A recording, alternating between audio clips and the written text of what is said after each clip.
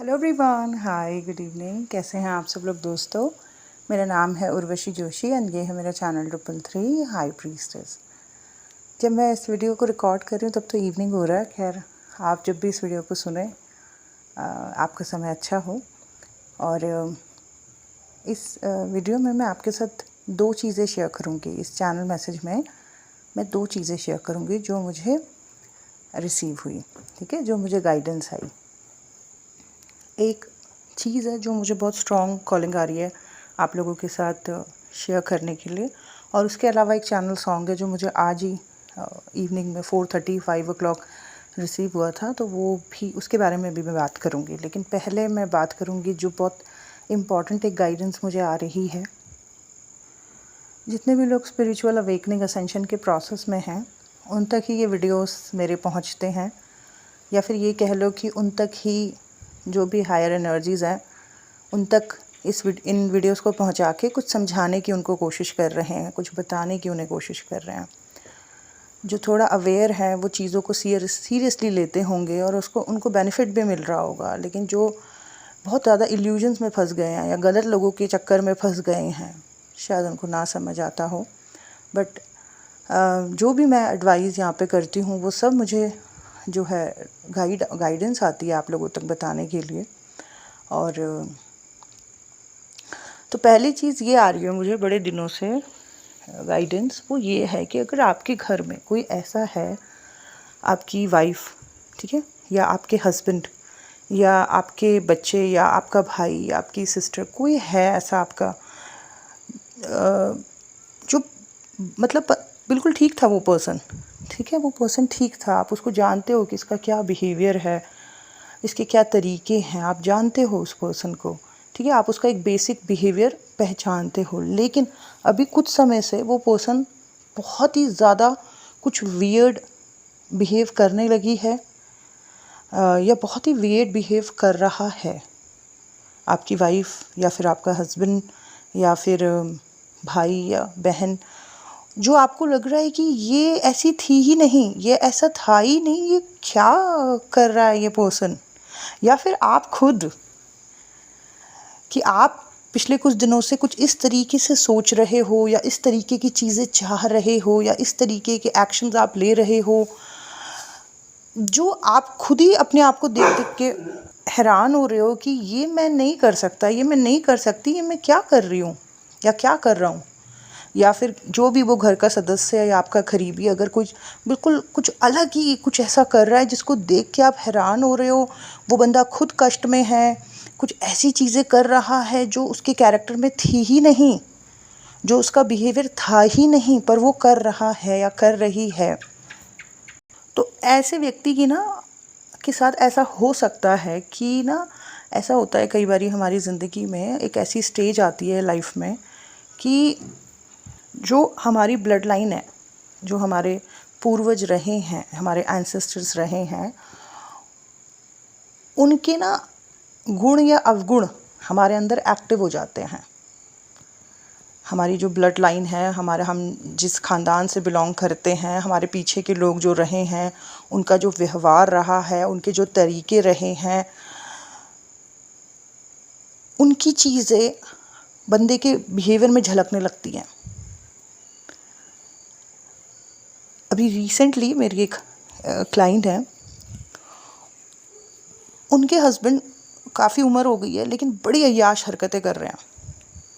अय्याश मतलब एक शादी करी है, मुस्लिम है वो, फिर दूसरी शादी करी है, फिर और ज़्यादा ऐसी मतलब इधर उधर चक्कर चलाना, ये वो बड़ी अय्याश हरकतें कर रहे हैं।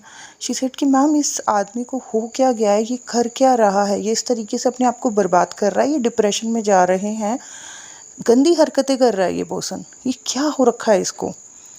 तो जो भी मेरे को मतलब जो भी वो तरीके हैं जिससे समझा जा सकता है कि क्यों कर रहा है वो व्यक्ति ऐसा, तो जब उस चीज़ को फाइंड आउट किया, समझने की कोशिश करी, तो निकल के आया कि उसके जो एंसेस्टर थे उनके गुण अवगुण उसके ऊपर एक्टिव हो रखे हैं। हमारे ख़ानदान के जो हमारे पीछे के लोग रहे हैं, हमारे एंसेस्टर्स वगैरह रहे हैं, उनकी भी कई चीज़ें हमारे अंदर एक्टिव हो जाती हैं। और कई बारी व्यक्ति ऐसी चीज़ें करने लगता है जो उसके बिहेवियर में नहीं थी बट उसके ख़ानदान के लोग करते थे।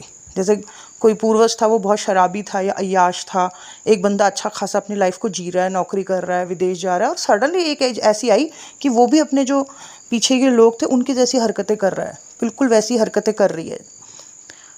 तो ये ऐसी ऐसी स्टेज में इसकी भी शांति कराई जाती है, इसका भी ये निवारण कराया जाता है। बट इस चीज़ को पहले नोटिस करना ज़रूरी है, इस चीज़ को समझना ज़रूरी है। तो अगर कोई घर का करीबी है जो ऐसी हरकतें कर रहा है, आउट ऑफ कैरेक्टर चीज़ें कर रहा है, और उसको देख के आपको हैरानी हो रही है कि ये कर क्या रहा है, ये कर क्या रही है, ये तो ऐसी थी ही नहीं, ये तो ऐसा था ही नहीं, क्या हो गया इसके ऊपर, तो कहीं ना कहीं जो है वो इसकी शांति और इसका निवारण कराना होगा। और इसकी शांति और इसका निवारण अगर आप कराओगे तो वो जो भी चीज़ें उसके अंदर एक्टिव हुई हैं, अपने वो एंसेस्टर लाइन की, अपने पूर्वजों की जो अवगुण थे वो जो एक्टिव हुए हैं वो कम हो जाएंगे। और ये समय समय पर ना कुछ कुछ सालों में कराते रहना होता है इसका निवारण, ये पूरी तरीके से ख़त्म नहीं होता है। ठीक है, तो ये एक चीज़ थी जो मुझे गाइडेंस आ रही थी कि मुझे आपके साथ शेयर करनी है। तो अगर आपके आसपास, आपके घर में, आपके परिवार में, या आप खुद कुछ ऐसी चीज़ें कर रहे हो जो कि आप ऐसे थे ही नहीं, बिल्कुल भी नहीं थे आप ऐसे, आप अपने आप को जानते हो कि मैं ऐसी नहीं हूँ, मैं ऐसा नहीं हूँ, लेकिन अब आप कर रहे हो वो चीज़ें, या आपके घर में कोई आपकी वाइफ है या आपके हस्बैंड है या बच्चे हैं या भाई है, कोई ऐसा कर रहा है जो शायद आपने सुना होगा कि दादा परदादा या दादी या कोई ऐसे पीछे के लोगों में हमने सुना था कि वो थे बड़े ऐसे, और वही चीज़ें उनमें एक्टिव हो रखी हैं, तो उस तरीके का वो जो डीएनए एक्टिव हो रखा है ना, उसको शांत किया जा सकता है। बट शांत और निवारण तक व्यक्ति तब पहुँचेगा, बर्बादी हो जाए उससे पहले चीज़ों को संभालना होगा। तो उसको संभालने के लिए जो है आप किसी अच्छे एक्सपर्ट से, किसी एस्ट्रोलॉजर से जो है उनकी चार्ट को दिखाएं, और इस चीज़ की शांति हो सकती है, इस चीज़ को संभाला जा सकता है। बस आपके नोटिस में ये चीज़ आनी चाहिए, मतलब आप नोटिस करो। उस व्यक्ति को ब्लेम करते रहने, उसको उसके बारे में बुरा सोचते रहने, उसको बुरा बोलते रहने से कोई फ़ायदा नहीं होने वाला है। इसका निवारण हो सकता है। ज़्यादातर लोगों के 28, 30, 33 की एज में ये चीज़ एक्टिव हो जाती है, डीएनए एक्टिव हो जाता है। पीछे के लोगों का जो एंसेस्टर लाइन थी, उनके गुण अवगुण वो सब एक्टिव होने लगते हैं। और इसको अगर कुछ अच्छा है तो वो डेफिनेटली ब्लेसिंग बनेगा लाइफ की, लेकिन अगर कुछ बुरा है तो वो बहुत भयंकर भी साबित हो सकता है। तो इसका भी निवारण कराया जा सकता है, और इसके भी सॉल्यूशंस हैं। और कई लोगों को ये समय समय पर बार बार कराने होते हैं, कुछ कुछ समय के बाद। तो अगर कोई ऐसी स्थिति से गुज़र रहा है तो ये वीडियो उसी के लिए है। और दैट्स इट। सेकंड चीज़ जो है वो, आज ही इवनिंग में मुझे एक गाना अपने आप मेरे मन में चलने लगा। फिर जब मैंने उस गाने को सुना तो मुझे एक पेन की सी एनर्जी महसूस हुई। मुझे ऐसा लगा, खैर वो गाने के जो लिरिक्स थे वो भी कुछ ऐसे थे, जिसने भी लिखे होंगे वो बहुत ज़्यादा मोहब्बत में रहा होगा, किया होगा उसने खुद को बर्बाद, क्योंकि तभी बनते हैं इस तरीके के लिरिक्स। और जिसने वो गाना गाया है उसकी भी आवाज़ में इतना दर्द है। हालांकि ये गाना मैं 2 बार पहले भी आप लोगों के साथ एज ए चैनल मैसेज पिछले 4 सालों में शेयर कर चुकी हूँ, लेकिन आज फिर से कहीं ना कहीं ये गाना अपने आप मेरे माइंड में चलने लगा, और मुझे वो पेन की एनर्जी भी फील हो रही थी। मुझे लग रहा था कि कोई ऐसा है जो प्यार में खुद को बर्बाद कर रहा है, बीमार कर रहा है, तकलीफ़ में रखा हुआ है किसी ने खुद को। तो ऐसी एनर्जी से बाहर आ जाओ। क्यों अपने आप को बर्बाद करना, क्यों अपने आप को दुख देना, क्यों अपने आप को तकलीफ़ में रखना। ऊपर वाले से प्यार करें तो दर्द नहीं होगा, तकलीफ़ नहीं होगी। ये जर्नी किसी बंदे से जुड़ने की नहीं है, बंदा सिर्फ़ एक माध्यम है। वो जो भी व्यक्ति आपकी लाइफ में आया है वो एक माध्यम है, उसके थ्रू तो बस शीशा दिखाया जा रहा है। और अगर शीशे में आप देख पाए तो आप खुद को क्लीन भी कर पाओगे, शुद्धिकरण कर पाओगे। नहीं समझ पा रहे तो बंदा दर्द में ही तड़पता रह जाएगा। तो ऊपर वाले से जुड़ना है हमें इस यात्रा में। तो मुझे ये एनर्जी रिसीव हुई है कि कोई है आप में से जो बहुत दर्द में है, जिसको बहुत तकलीफ़ हो रही है, जो बहुत डेस्परेटली किसी के इंतज़ार में है, किसी को चाहता है, किसी को चाहती है, लेकिन उसको दर्द के अलावा और कुछ नहीं मिल रहा है, उसको पेन के अलावा और कुछ रिसीव नहीं हो रहा है। तो मैं यही कहूँगी कि क्यों हो इतने पेन में। इस गाने को सुन के, ये गाना जिस तरीके से रिसीव हुआ, मुझे पता है ये किसी ना किसी की एनर्जी है। कल भी मुझे किसी ने मैसेज किया था और वो लड़की इतनी ज़्यादा पेन में थी। मैं आपको उसका मैसेज भी सुनाती हूँ, जो उसने लिख के भेजा वो आपको पढ़ के सुनाती हूँ। तो उन्होंने मुझे मैसेज किया, hello the, I am feeling so weak. इतने साल हो गए हैं मैं और ऐसा नहीं जीना चाहती। मैंने किसी का क्या बिगाड़ा है जो मुझे ये सब झेलना पड़ रहा है। काश मैं TF जैसी जर्नी में होती ही नहीं। TF मतलब ट्विन फ्लेम जर्नी में वो मानती हैं कि वो हैं, तो आज दूसरे लोगों की तरह खुशी से जीती। मतलब ये कहना चाह रही हैं कि काश मैं इस ट्विन फ्लेम जैसी जर्नी में नहीं होती तो आज मैं दूसरे लोगों की तरह खुशी से जीती। मुझे खुद पर यकीन नहीं होता, मैं एक इंसान की गुलाम बन चुकी हूँ जिससे कोई फ़र्क नहीं पड़ता मेरे होने ना होने से। मेरे पास कोई नहीं है, किसी के हूँ या कोई समझेगा नहीं।